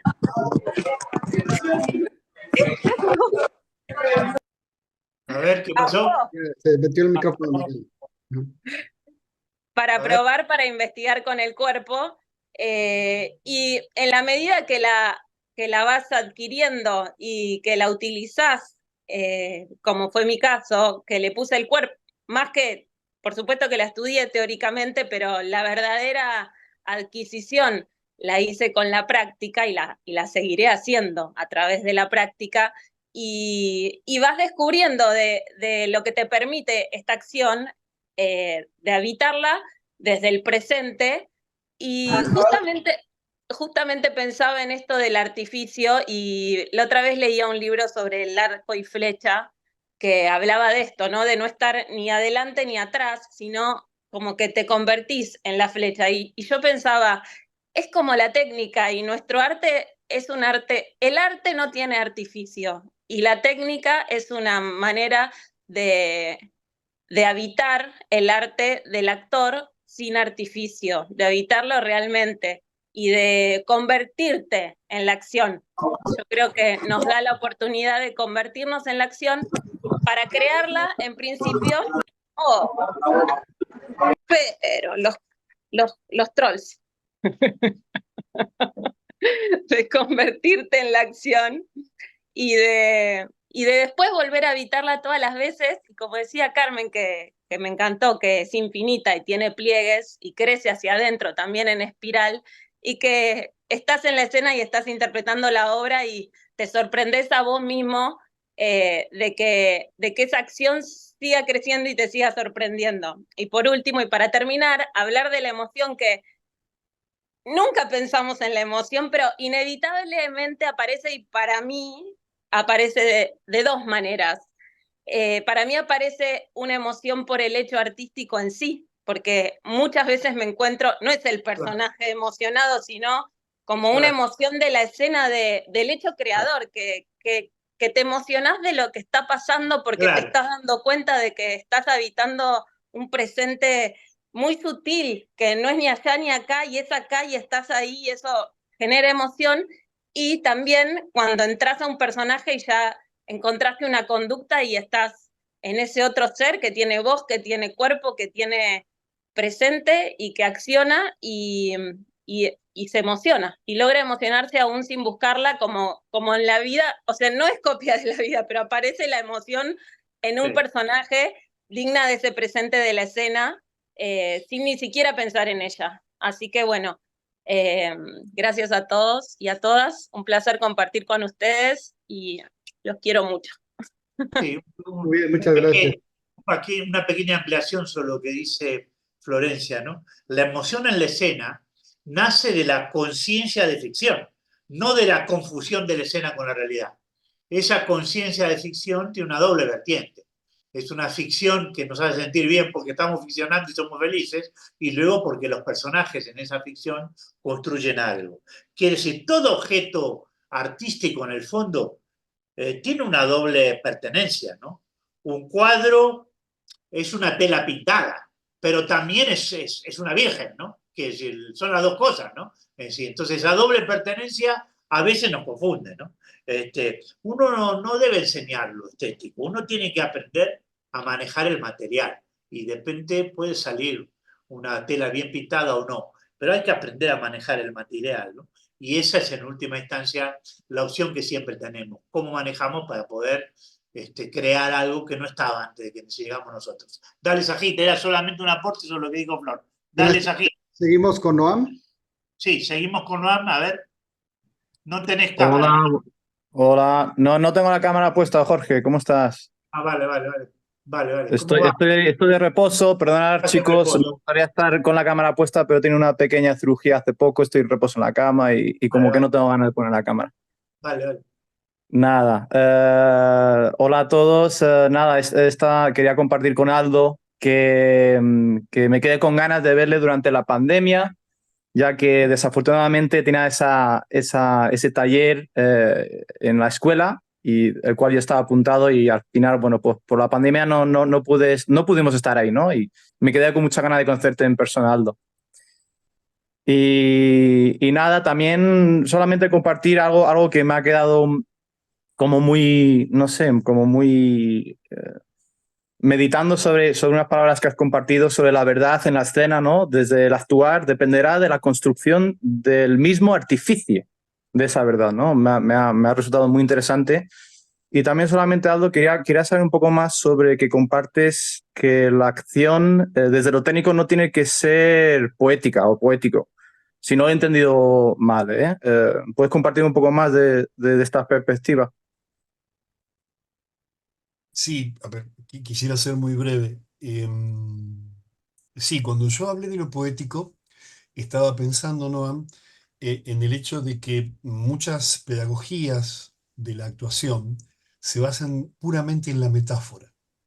Y Mm, entonces no se puede democratizar el saber porque no todos podemos acceder de la misma manera a esa metáfora. Es necesaria una cierta objetivación o un consenso de subjetividad, como es el de la técnica, poner en palabras, hacer de lo implícito lo explícito para saber qué es lo que sabemos. Entonces lo que yo quise decir, creo que es eso a lo que te referís, sí, sí, sí, sí. es tratar de enseñar a que cada uno construya su poética, pero no enseñar poéticas, sino enseñar técnicas que después derivarán posiblemente en poéticas. Y por lo menos en Ah, Argentina, uno de los grandes problemas es que hay muchos talleres y hay muchas instituciones que forman actrices, actores, en las que se enseña poética y se confunde la poética con la técnica. Y es mm, justamente uno de los grandes aportes magistrales de mm, Jorge. El mm. hecho Sí, de no que esa confundir. poética incluso, dependiendo de cómo se lleve, incluso puede ser una doctrina, ¿no? Y claro, y porque se convierte en una especie de dogma. Entonces se Claro. tira abajo toda posibilidad de repensar y se tira abajo la duda, porque justamente el dogma elimina la duda, que es la que nos hace crear, crecer, vivir, existir y respetar a los demás. Yo no sé Genial, qué genial. pasará, perdónenme, en esas escuelas del mundo, pero en España estoy viendo, porque me llega a través de entrevistas y de gente con la palabra, que se está fomentando una escuela de lo que sería la incomunicación en el conocimiento. Es toda es toda una propuesta, ¿no? Son templos dedicados a la universidad del saber, punto, del saber ignorar. Mm, Del saber ignorar. Este es el punto clave del tema. Hay que aprender mm, a ignorar. Entonces se ignora la experiencia de un ensayo vinculado al conocimiento. Se le obliga al individuo a desconectar con esa posibilidad. Déjate llevar por la naturalidad del no saber. Se fomenta eso, ¿no? Y claro, eso aparentemente no implica ningún esfuerzo. Adelante, por claro, favor. Y, y Esto, aparte, y aparte, esto de Jorge, esta semana, ¿eh? Un desarrollo de esta semana que empecé a claro. trabajar. Esta semana. en En esos lugares relación se está de vuelta Eso sin haber ido. es sin haber ido, Está de vuelta sin haber ido. eso es, Mm, En es el no relación a saber. esto, nos pregunta Pablo César si poética tiene más de un sentido. ¿A cuál se refiere en este caso? Muchas gracias. ¿A qué Sí. poética? O si la poética tiene más de un sentido. Sí, adelante, Aldo, por favor. Respondo yo, Jorge, no sé. No sé No, a quién va no, dirigida la pregunta. A no, cualquiera, no. si Tiene quieres. que ver con lo que antes yo planteé de un cuadro y la tela pintada. Cualquier poética aparece como consecuencia de una técnica o no, ¿no? Y hay distintas poéticas como consecuencia de la condición técnica de lo que es un conocimiento, ¿no? Pero bueno, desarrollalo, Aldo, por favor. Felipe Botero tiene ganas de hablar, estoy seguro, lo estoy viendo ahí muy inquieto. Dale, Aldo. Comento esto rápido para que Felipe Sí, sí, pueda hablar. dale, Aldo, dale, que No, quiero que a dale, ver, Aldo. cuando uno habla siempre con términos restringidos que son categorías. Cuando yo hablo de poética y estética, etimológicamente me refiero a la poiesis, es decir, a la composición, a la construcción escénica en general, y estética de aístesis, sentir con el cuerpo, a la recepción. Es decir, toda mm, poética provoca una estética, una experiencia estética que uno sabe que es mentira, pero lúdicamente juega a creerlo para poder sentir un placer. Se angustia, pero es placentero, no es lo mismo que angustiarse con un hecho real. Entonces, poética respondería, como el término fingere, fictio en latín, a la construcción de algo que antes no existía. Una combinatoria de elementos que pueden pertenecer a la naturaleza, pero que están combinados y creados de tal manera que se crea una nueva existencia por el artificio, por la técnica que el ser humano aplica sobre esos elementos. en el caso del teatro, sobre el tiempo, el espacio y el propio cuerpo. Entonces, poética se refiere, algunos lo confunden con estética, pero a la decisión discursiva final con la que se da a ver y escuchar un espectáculo. Muy bien, muchas Genial. gracias. Aldo. En ese Gracias, sentido Aldo. te quiero Gracias, Jorge. preguntar. Gracias, Carmen. Un beso para todos. Le doy la palabra a Gracias, Noa. Joaquín, está en el orden siguiente. Joaquín, hola Joaquín, querido. No te había saludado. Hola, Joaquín, hola. hola, ¿cómo están?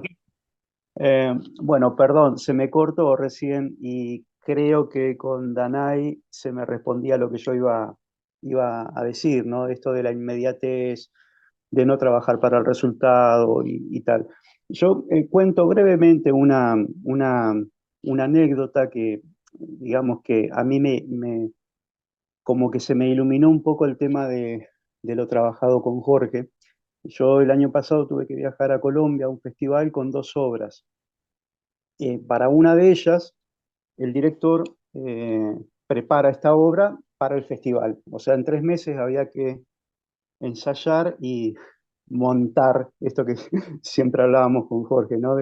Del no montar. Pero bueno, se dio de esta manera y era como que me sentía un poco apabullado, asustado, y en esta especie de gran desierto que es de lo desconocido cuando uno empieza con un grupo nuevo. Y, y en ese momento, así como de nervios, me acordé de lo que hablábamos, ¿no? De esto de golpear las piedras Sí, para que ocurra lo que tiene que ocurrir. sí. Y empecé a trabajar la técnica para mí, sin que el director se diera cuenta, haciendo lo que él me pedía, Lo pero dijo en Bárbara. realidad, pero en Bárbara realidad justo habló de un día en la escuela, dijo, con ñ se aprende a golpear piedras. De ahí lo tomé. Eso lo dijo Bárbara, exactamente. quiero decir. Me lo dijo Eugenio en la escuela. Dale, dale, seguí, Joaquín, perdóname. Y nada, bueno, eso, y se tenía que, la preocupación mía era esto eh, de la emoción, ¿no? De cómo llegar a una emoción eh, sin proponérmelo como meta, no sé si es claro.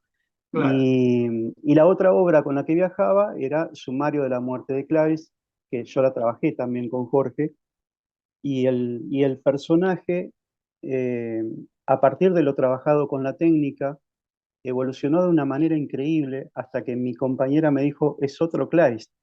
Pues habíamos hecho una temporada antes del trabajo con Jorge y luego eh, a partir del trabajo de él. Sí. Y fue increíble porque la palabra, que es un texto importante, empezó a perder, Claro. le empecé a perder miedo a esa palabra Claro. a partir de la acción que se incorporó, y eso a su vez le dio más valor a esa palabra, porque como decíamos siempre en las clases, no es que nosotros vamos en contra del texto, valorizamos el texto, revalorizamos el texto a partir de la acción. Claro. Nada, era eso lo que quería comentar. Eh, Claro, Joaquín, perdóname, y ya es solamente este comentario, ¿no? Hubo un momento en que el teatro en la historia de la cultura era visto solo como una parte de la literatura. Eso era el claro. teatro. Entonces, es lógico, ¿no? El teatro no era un arte autónomo. Entonces era lógico que lo técnico era la declamación, que es que era lógico. Si el teatro era la literatura, era lógico que lo técnico fuera la declamación. Bien, ese pasaje lo estamos haciendo. Ese viaje lo estamos haciendo.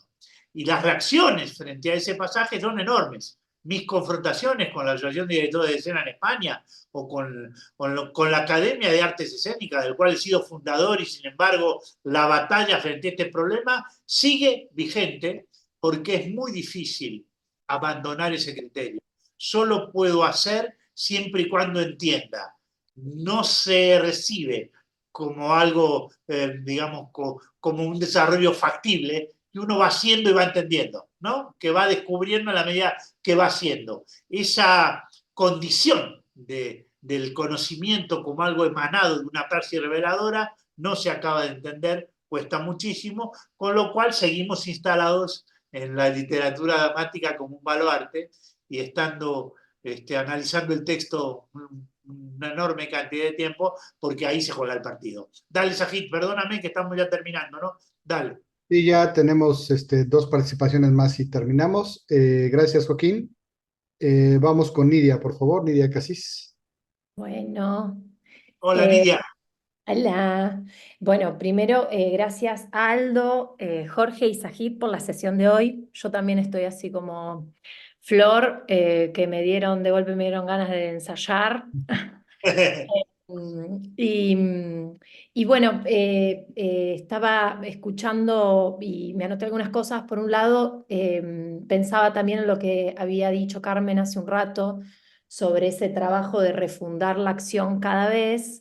Y bueno, a mí en el último tiempo me ha tocado como conectarme sobre todo con la técnica, con lo que Jorge nos ha transferido, un poco como desde la coordinación, de estando afuera, acompañando el proceso de dos actores, bueno, Coriolano puntualmente, con Llevamos 4 Camilo años. y... ¿Eh? Llevamos 4 años con el Coriolano. ¿Cuánto Por llevamos? eso, y el problema histórico, o sea, el gran problema es ese, o sea, cómo hacer después de 4 años y una pandemia y operaciones de rodilla en el medio y cosas que han pasado en esos cuerpos en estos 4 años, cómo hacer para acordarnos incluso, porque una pandemia después, pasamos un año sin hacer la obra, conectados online, en conversatorios, mirando los videos, bueno, hicimos cosas, pero nos olvidamos y es el problema constante de cómo hacer para refundar eso, con los cambios de sala, con los cambios en los cuerpos, con los cambios de contexto, porque también Coriolano es una obra eminentemente política y todo el tiempo nos habla de lo que nos está pasando, por lo menos en Argentina. Entonces, ¿cómo hacer para refundar cada vez? Y bueno, mientras le escuchaba a Carmen, pensaba que ese refundar en la experiencia nuestra ha sido siempre colectivo, o sea, necesariamente ha tenido que ser así. Es sentarnos y decir, che, ¿qué era lo que hacíamos en esta parte? ¿Qué era lo que hacías acá? A ver, no nos acordamos, bueno, a ver, pensémoslo de nuevo, cada vez. Y bueno, es algo bárbaro, pero es algo muy literal también, muy, bueno, del orden del trabajo, como también decía Aldo hace un rato, como muy de arremangarse y hacer, y no quedarse en la disquisición intelectual de cómo sería y el placer que nos provoca también intelectualizarlo un poco también, ¿no? Volver explícito algo de eso que hacemos implícitamente cada vez. Y en relación a también una frase que dijo Aldo y que recuperaban hace un rato también, esto que vos decías que es como un poco lo que lega Stanislavski, más allá de sus reinterpretaciones, que es que algo es creíble en tanto no denuncia su capacidad de artificio pleno. Pensaba algo, ¿por qué desearíamos lo creíble? ¿Por qué sería deseable lo creíble? Esa unión que vos observás, que es esa pregunta o esa intención de la historia de la actuación en Occidente, de unir lo externo y lo interno, sin caer en las exigencias de una poética realista. ¿Por qué sería deseable? Yo ahí huelo todo tu trayecto, obviamente, y todo tu conocimiento en la historia de la retórica y de ese intento de comunicar, de conectar, de producir el contacto. Y quería que digas algo más al respecto de eso, que me dejó pensando mucho. Sí, simplemente me refiero a lo único que tiene que construir un cuerpo escénico, la empatía. Y nosotros como cuerpos escénicos estamos, y lo decía la retórica y está implícito en la actuación, necesitamos ser vistos, oídos y queridos. Es decir, si no nos ven, si no nos escuchan y si no nos quieren en el sentido de no rechazarnos, no existimos. La existencia de un cuerpo escénico se da justamente por la empatía que un espectador puede llegar a tener. Y eso se da por la creencia. uno cree, algo que uno rechaza, no lo puede seguir. Entonces, la expectación se da justamente por la empatía. Somos generadores, en primera instancia, de un umbral de respuesta anímica. No me rechacen, no te me aburras, te entretengo. Una palabra que manipulación y entretener son palabras de la retórica que la gente les huye, pero nosotros somos grandes manipuladores de las sensaciones ajenas. El cine lo hace con la cámara y nadie dice nada, pero uno lo dice en el teatro y hay reacciones. Pero me refiero a eso, Nidia, al hecho de que creer es necesario. Si vos no le crees a alguien, no lo podés seguir, no lo podés atender. Si hay una coincidencia. Y quienes han trabajado esto en los últimos tiempos han sido las neurociencias aplicadas al teatro, con el concepto de espacio de acción compartida, que es nada menos que el contagio senestésico de la antropología teatral.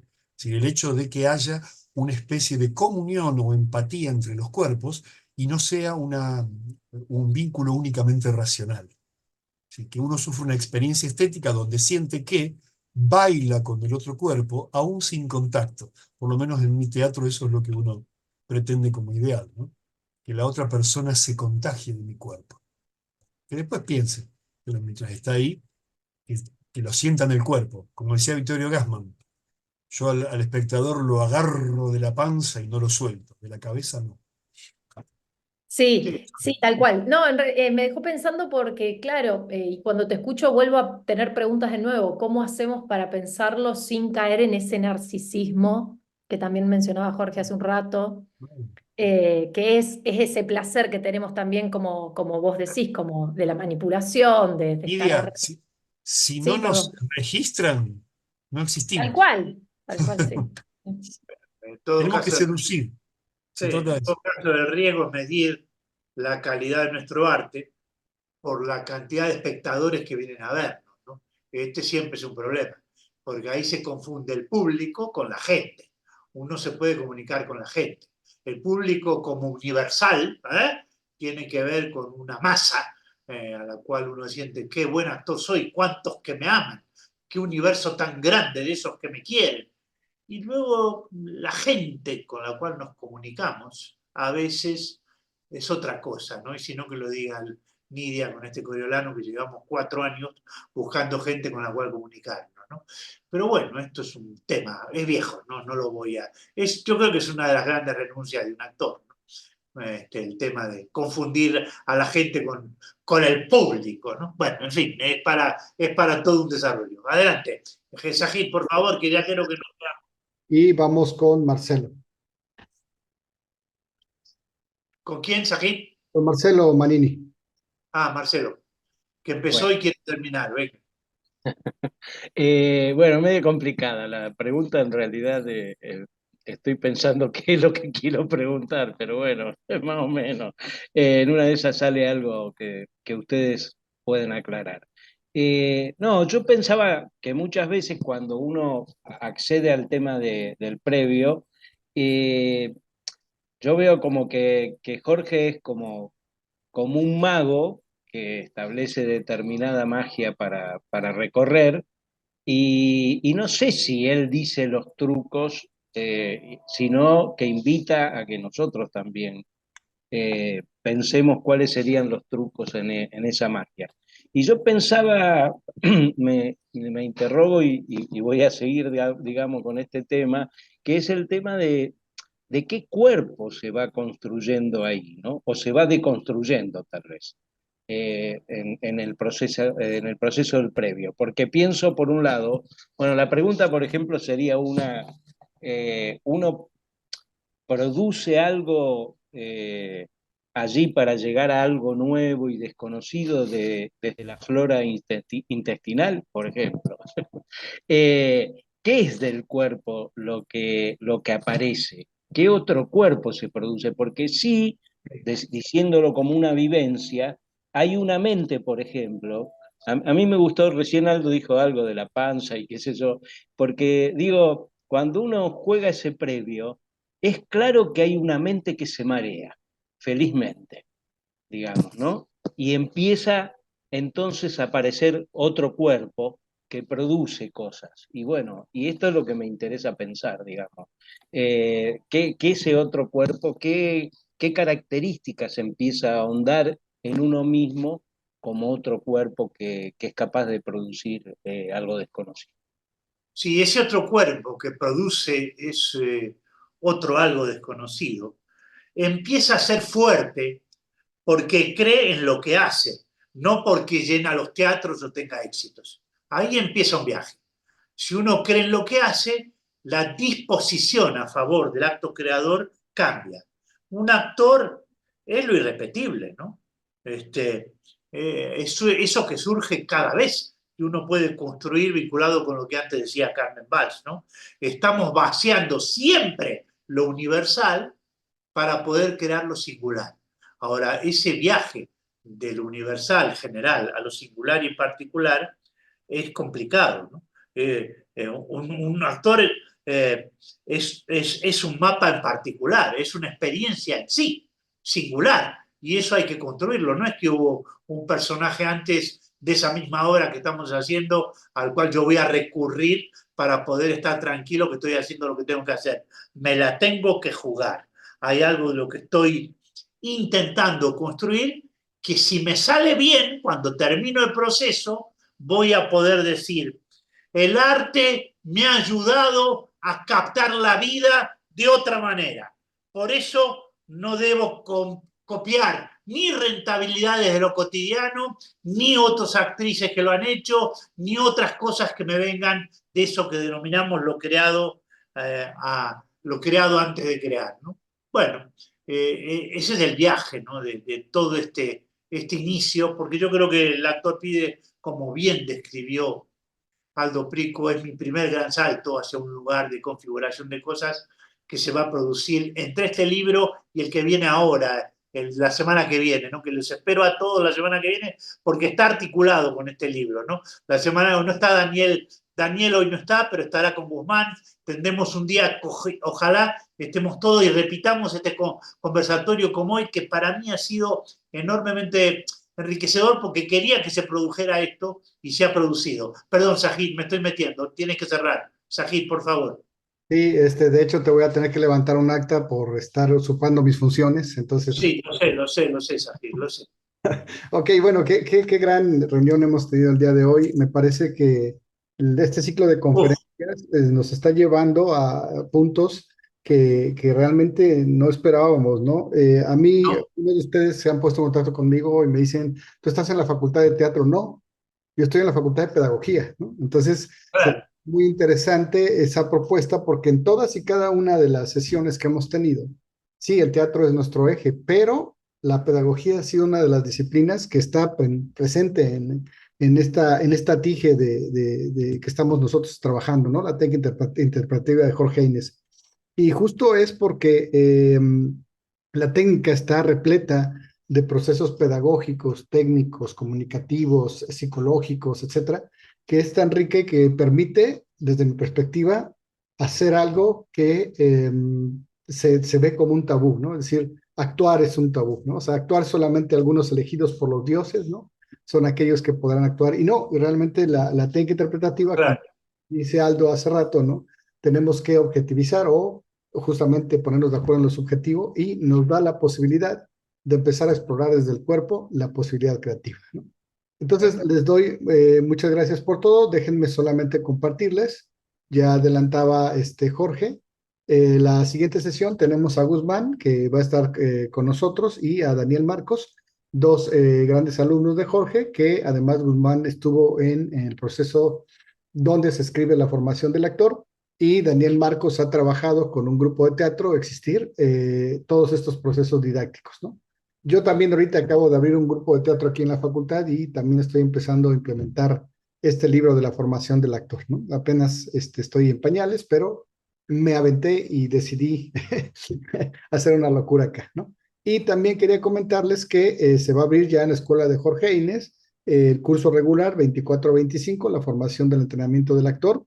Gracias a la pandemia descubrimos que también podíamos dar y tomar clases a distancia. Yo soy uno de esas pruebas, ¿no? He estado continuamente trabajando con la escuela y también está el curso. Hay plazas en presenciales, pero también hay plazas en línea. ¿Es correcto, maestra, o ya se nos cerró casi la... Sí, quedan algunas plazas todavía para el online, están casi cerradas, pero bueno, que existe esa posibilidad también de seguir trabajando. Ahora también voy a hablar con Luzma cuando acabemos, como Con gente que ha Rosendo. venido. ¿Eh? Y con Rosendo, que tiene ganas. Ah, vale, mira, Jorge. Mira, Rosendo. Sí. Bueno, pues eso, que existe esa posibilidad, que es entrar dentro también del curso regular, en el que hay clases presenciales y hay clases online, pero todos formamos el mismo grupo. Es decir, no hay diferencias entre, bueno, pues esto que nos enseñó la pandemia, de poder comunicarnos a miles y miles con mucha distancia. Y entonces también yo les Esté agradezco. interesado, que me escriba. Claro, perfecto, ¿no? Ahí tenemos el contacto con la maestra Carmen Valls. Y aquí yo les pongo el código QR para poder hacer su registro del día de hoy, pero también les voy a poner en el chat la liga, de una vez la pongo, para que ustedes puedan ir llenando este formulario y solicitar su constancia del encuentro. Lo pongo aquí en el chat. Y no me queda más que darles las gracias. Ah, no, perdón, esta no es, olvídenlo, no le hagan caso a eso. Perdón, Sajid, me piden repetir el QR, si lo podrías volver a poner en pantalla. Gracias. Ahorita se los pongo. Hola, Dayana, no te había visto. No te había saludado, Dayana. Muy rápido, perdón. Sajid, ¿siempre es la misma liga para la constancia o se cambia? Se cambian las ligas para las constancias y duran un promedio de, ahí está el QR, un promedio de, por ejemplo, el miércoles más o menos cuando estamos elaborando las constancias. Si en algún momento ustedes estuvieron y no pudieron solicitar la constancia, no se preocupen, me escriben y con todo gusto se las elaboramos, ¿no? Ahí está el QR para la constancia y para aquellos que se han perdido las charlas, las otras charlas, también tenemos una lista de reproducción de YouTube, lo pongo también acá, donde estamos subiendo todas y cada una de estas fabulosas, preciosas charlas, ¿no? Pueden buscar facilitador Longi, es mi apellido, y ahí también está la lista, o se ponen en contacto conmigo y con todo gusto les envío los datos que ustedes necesiten. Les dejo mi teléfono celular, con toda confianza me pueden escribir, es Lada de México, 94 98 19. Este es mi teléfono y con toda confianza escríbanme y yo les contesto. La diferencia de horarios, bueno, a veces nos desfasa, pero estoy ahí a las órdenes de todos ustedes, ¿no? Sí, ahí está, arriba de tu comentario, Inma, está el link a la constancia. Ahí está. ¿Sí? Bueno, pues yo quisiera entonces cerrar esta sesión. La verdad es que agradezco mucho a Aldo Prico por tomarse el tiempo, por todo lo que nos ha compartido. Yo quisiera ser así como tú, Aldo, pero bueno, lo intentaré. Muchas gracias. Y a los demás, pues les agradezco su participación, el haber estado aquí. Seguimos con el ciclo de conferencias el próximo viernes y nos vemos pronto.